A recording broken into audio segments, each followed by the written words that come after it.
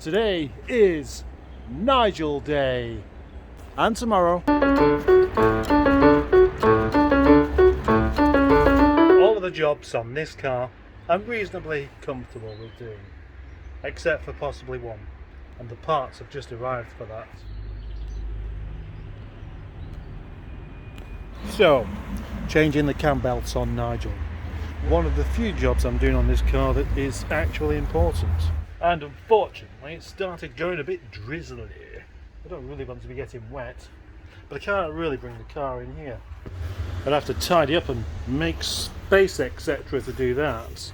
And then there's still a problem of elbow room and struggling with it and all that, and not enough light etc. Just checked the weather. It's going to be raining all day apparently. That's really annoying. I don't want to be inside doing this. I want to be outside. I'm an outside kind of person. There we go. Tidy.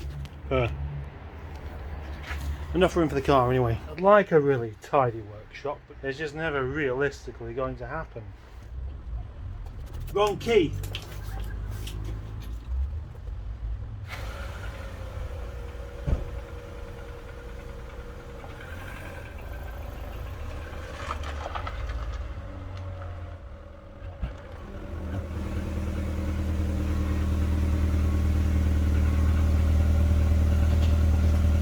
The lockup has made room for Nigel. Nigel! Now, with this door open as well, I do have quite a bit of room and light. Gone to all the effort of getting Nigel inside, and now it's not raining anyway. It's changed its mind.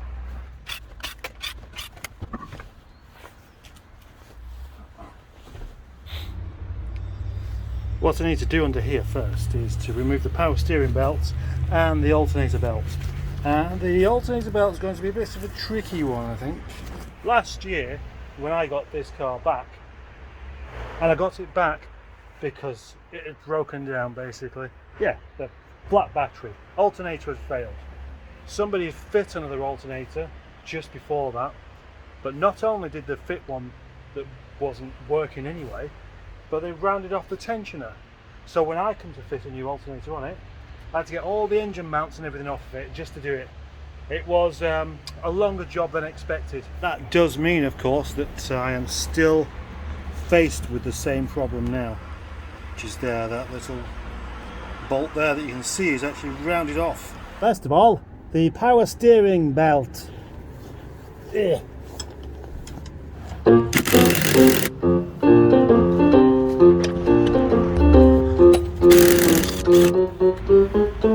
Engine mount off. Here is the first problem. The tensioner down there is a 13mm, and that's a 13mm spanner. As you can see, it doesn't fit.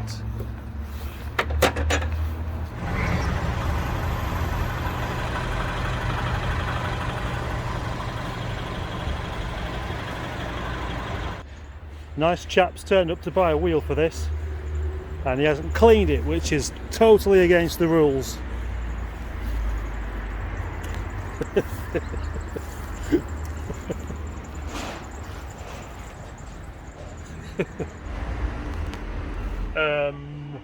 Day one's not exactly going too well.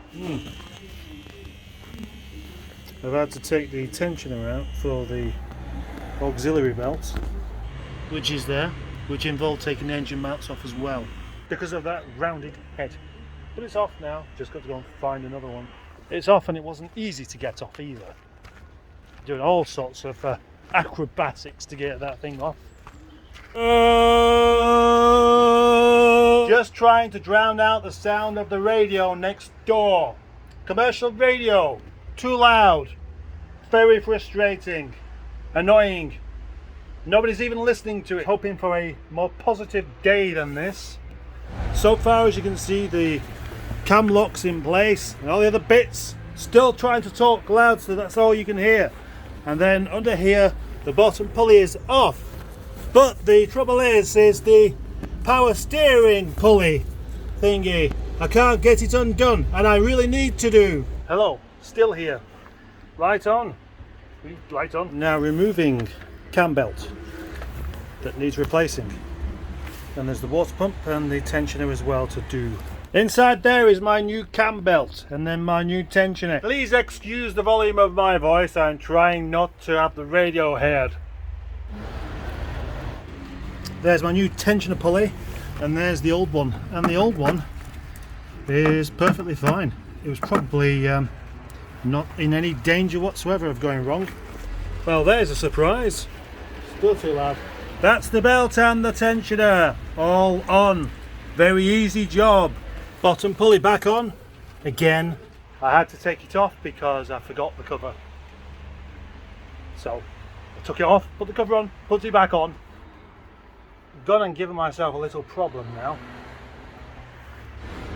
Now, even an experienced mechanic will draw a little diagram of the alternator belt and how it's put on.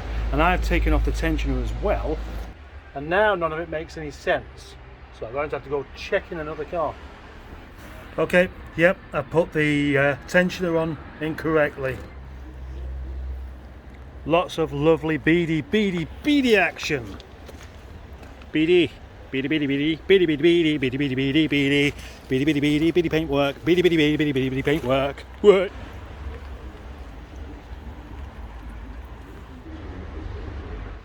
Indigestion. I'm going to have to call it a day, I think. I've almost finished my cam belt job on this. I haven't started it. I've only just got the power steering belt on, but all the belts are on, so I'm happy with that. Ish. Just means that I'm having to talk very loud again here. That tomorrow I can just get on and do all the fun jobs with this car.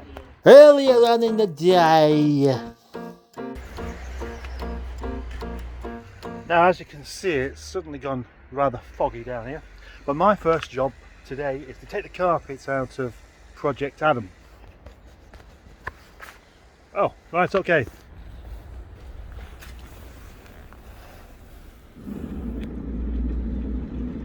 And there is the Rover 200 carpet, which is better than the 25 because of this Rover 200, Rover 25. You might have heard me bang on about this stuff before, but I've not had enough. I'm going to continue. This kind of matty stuff like this here, it's just rubbish because twigs and hairs and things like that, they get stuck in it and you can't vacuum it out. Well, you can eventually, but to vacuum the carpet and make it look nice. Well, actually, I've never made it look nice. Put it that way. There's always bits left on there. Next job is finding Nigel's old doors, and here they are, still for sale if you want one. That's where the MOT station vandalised my car. Now I want my original door here for the lock because I never changed it. I put that black door on over a year back and never changed the barrel, so I kept the spare key with me just in case for some reason the fob never worked. That's not really doing things properly, is it?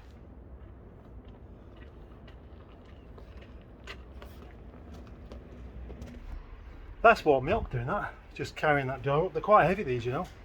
Now then, to discover how this lock comes apart, I've got to get a plate off the back. Yes, there's a metal security plate there, added to make these Rovers a bit more difficult to break into and steal.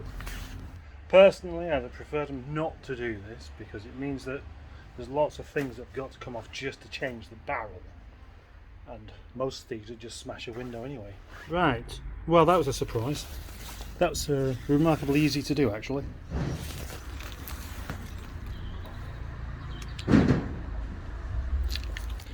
This is the door that's going on to Nigel, so I need to put the lock in this, and that means at 20 to 1 on the 22nd of December the Nigel rebuild starts here. Well, amazingly enough, I've already done it. That was one of the easiest jobs I've done that I anticipated being a bit awkward. It wasn't the slightest bit fiddly. That's brilliant. This door is only part of the job, of course. and that's going to need obviously the other one taken off and that refitting and the door card. Plus this one doesn't have an electric mirror, so I've got to take that off. That's an easy job. There's no glass or window regulator. Both easy jobs, shouldn't take too long. Then I need to clean it. Yeah, there's no point in, I may as well give it that proper good super duper clean up while it's off the car, hadn't I? Yeah.